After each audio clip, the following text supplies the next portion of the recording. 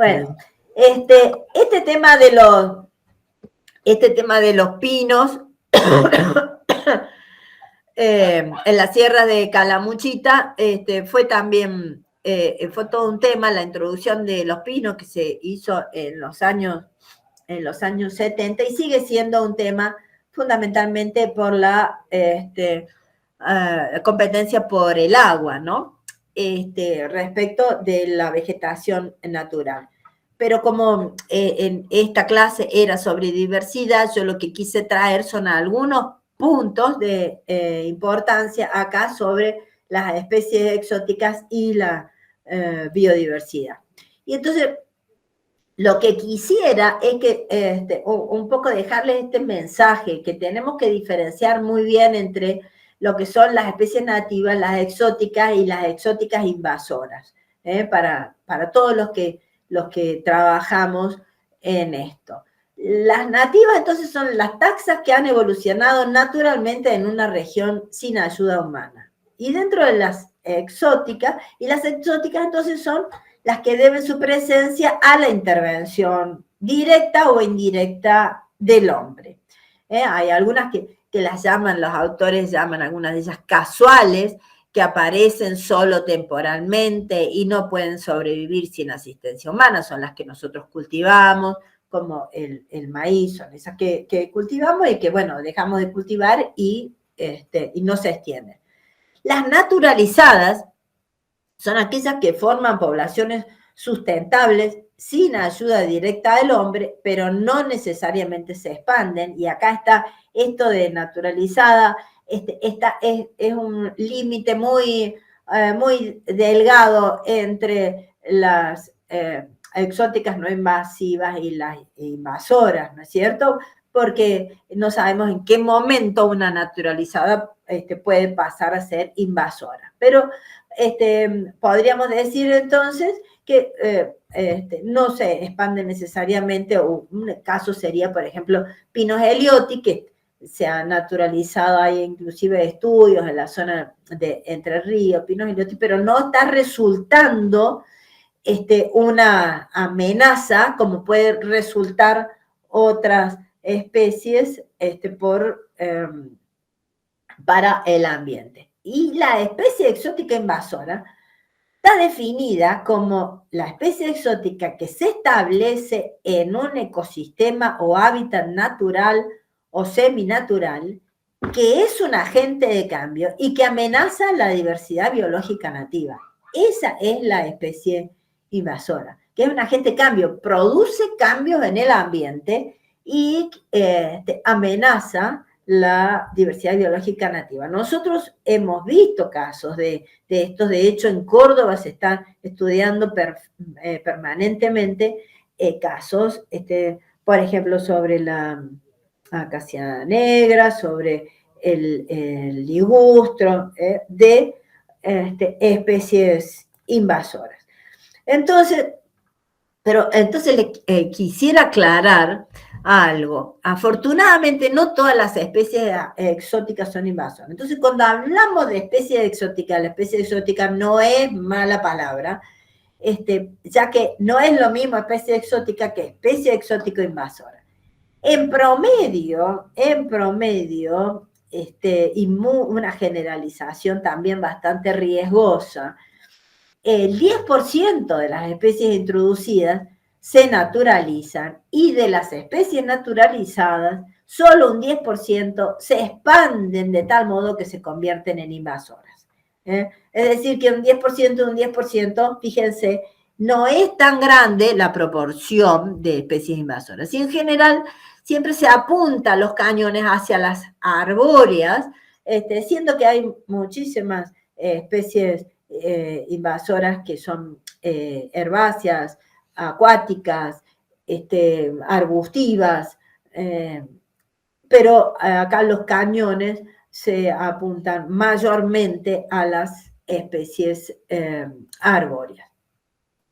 ¿Y por qué?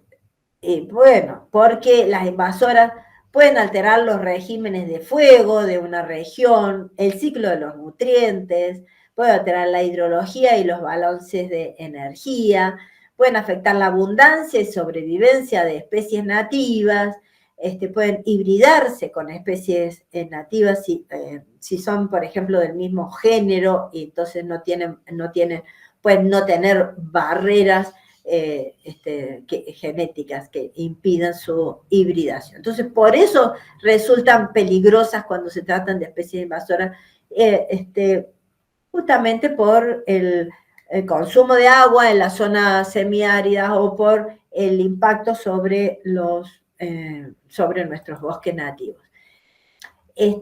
Ahora, para que se dé la invasión de una determinada especie, se tiene que dar varias situaciones coincidentes al mismo tiempo. No es tan sencillo que una especie se convierta en especie invasora, pero de todas maneras, como esto se va conociendo lentamente cuáles son las características tanto de las comunidades que son invadidas, como de los ambientes que son invadidos, como de las especies invasoras, yo les quería entonces mencionar algunas de esas características para tenerlas en cuenta como profesionales cuando hablemos justamente de especies invasoras. Entonces, una comunidad puede ser más o menos vulnerable a la invasión, dependiendo, a veces se producen dentro de las comunidades vegetales, y bueno, yo me voy a referir, quiero hacer la aclaración que me voy a referir a especies invasoras vegetales,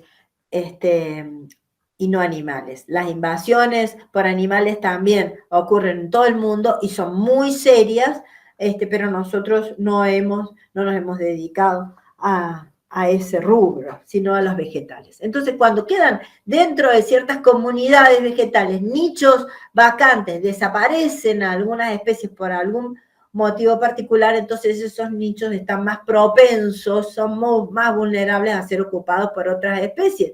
O cuando dentro de esa misma comunidad dejan de existir los controles biológicos que favorecen la instalación de unas especies e impiden la instalación de otras, cuando dejan de existir esos controles biológicos propios de la comunidad, también la comunidad se hace más vulnerable. Cuando nosotros sabemos que la riqueza es un reaseguro de la estabilidad de un sistema, ¿no? La riqueza y la diversidad. Entonces, cuando la comunidad pierde riqueza por algún motivo, entonces se hace más vulnerable, y cuando, aunque no tenga nichos vacantes o los controles biológicos funcionen, la riqueza sea buena, si hay disturbios, si se producen disturbios en esta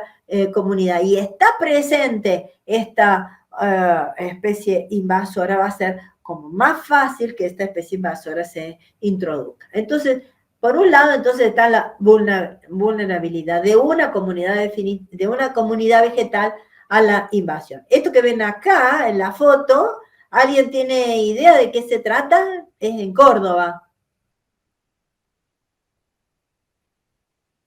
¿Qué podría ser?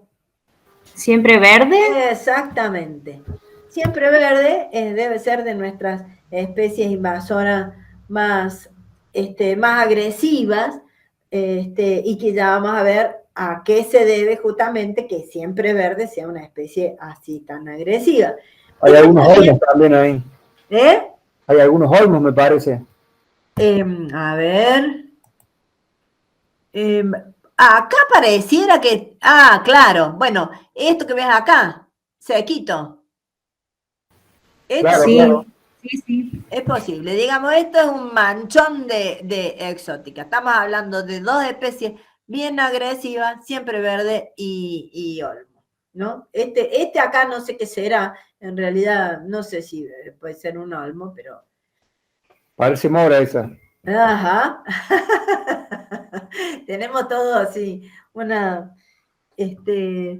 buena lista de especies invasoras. Entonces, por un lado está la susceptibilidad. Por otro lado está la susceptibilidad del ambiente, no solamente de la comunidad vegetal, sino del ambiente a ser invadido. Esto, por lo que yo estoy viendo, ustedes están bien al tanto de todas estas cuestiones de las especies exóticas, entonces esto como un repaso y como para ir anotando, ir teniendo en claro de qué depende esta cuestión de la invasión.